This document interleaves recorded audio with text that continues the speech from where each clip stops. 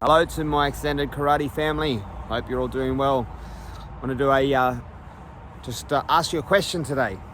So I'm sure that question statement, I'm sure we all know somebody who when they walk into the room, they brighten the room. Their energy in the room goes up.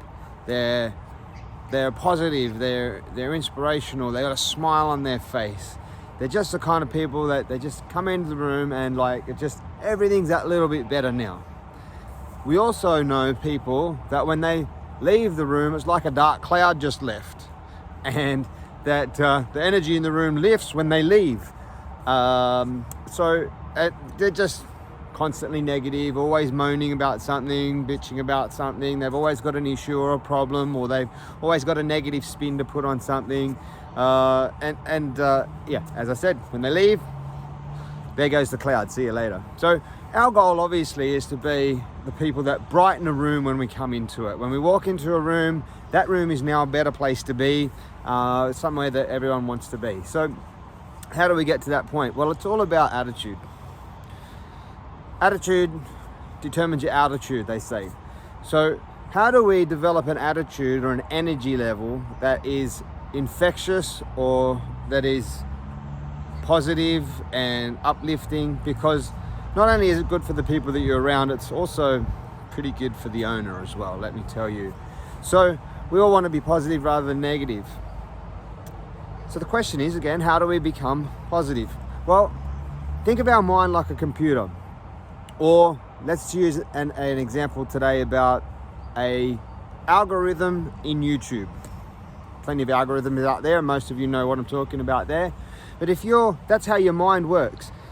It's the same. So if you've got an algorithm, if you're on YouTube and you're constantly searching out karate videos and searching out motorcycle videos, example, that algorithm will keep pumping in videos about motorbikes, videos about karate, because ultimately the people at YouTube want you to keep watching their platform. Therefore, they're going to keep feeding you the stuff that you tend to click on and the things that you tend to spend the most time watching. So, and it works in a negative, it works, whatever you put in there, it'll keep pushing it towards you. That's how your mind works. So put good stuff into your mind, it'll keep putting good stuff out. Put rubbish into your mind, it'll put rubbish out. Put positive thoughts into your mind, it'll put positive thoughts out of your mind. Put crap thoughts into your mind and it'll put pumping crap stuff out. Whatever it is, it doesn't mind, it'll just go along with the commands that you give it.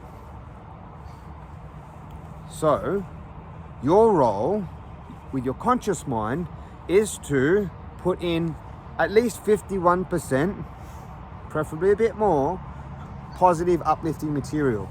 Now that's easier said than done, because every day, every one of us has to deal with negative or troubling situations or news or frustrating situations, whether it be traffic, something to do with the kids, something to do with work, something to do with what's going on in the environment around you. There's always these little niggling things. They're like little tiny pins that throw them at you, and those little pins, they just bounce off you most of the time.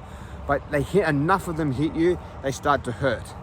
Okay? So what we want to do is we want to put more positive stuff in. So let's give an example of a karate class. You come along to a karate class and it's a positive environment. You spend an hour at the karate class. You've got your sensei who's usually achieved what you're wanting to achieve, motivated and enthusiastic about what they're doing. The environment that you're in there with the other classmates is positive and uplifting. Everyone's like giving you a pat on the back. You can do this, we can do this, let's do it together. Come on, let's go, let's achieve more together, team together, everybody achieves more, all that sort of thing. And so you go to a karate class, you can do that once a day, that's 1 hour, maybe more, maybe less.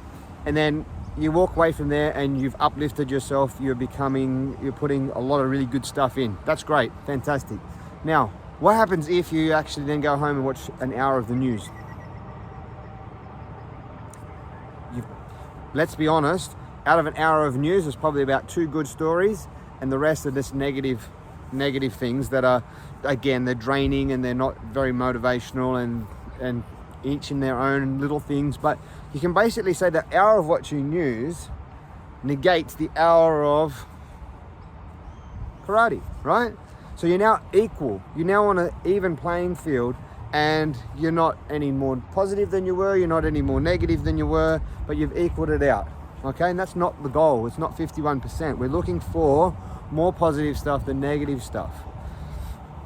So a story that I heard yesterday was about Socrates, and he said one of Socrates' students came up to him and said, "Socrates, I've got some news for you." He said, "Okay, well, just before you tell me, let me ask you 3 questions. 1, do you know 100% with absolute certainty that what you're going to tell me is true?" The student said, "Oh, I can't tell you 100% that it's true." He said, he's like, "I think it is. It's from a good source." He goes, "Okay, all right, well, question 2, is this news about someone that you know directly or that you have influence over or you're responsible for?" I said, "No, I don't know them directly, but I think you know them, It's like, okay, all right. So question 3, he said, is this positive news or negative news? So, yes, probably negative news. Socrates says, okay, so let's have a look at this. So 1, you don't know that you want to tell me some news, but you don't know that it's true.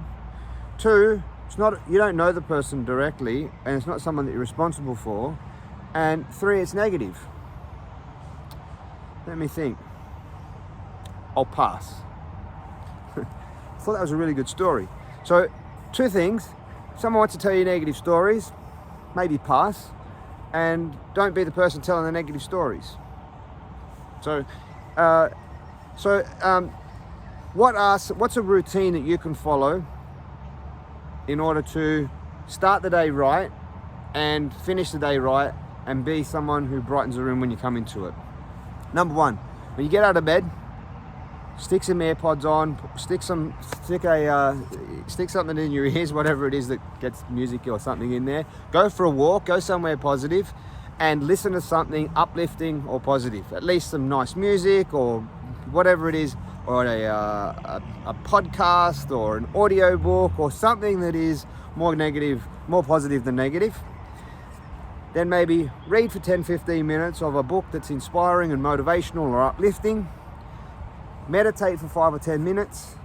And I tell you what, before you've even looked at your phone, looked at the negative email, looked at the something that you have to chase up, look at something you have to follow up there, forget all that until you've put yourself in the right path for the day. Get along with karate, do some karate, put yourself in a positive environment throughout the day. Don't listen to rubbish news that you've got absolutely no control over.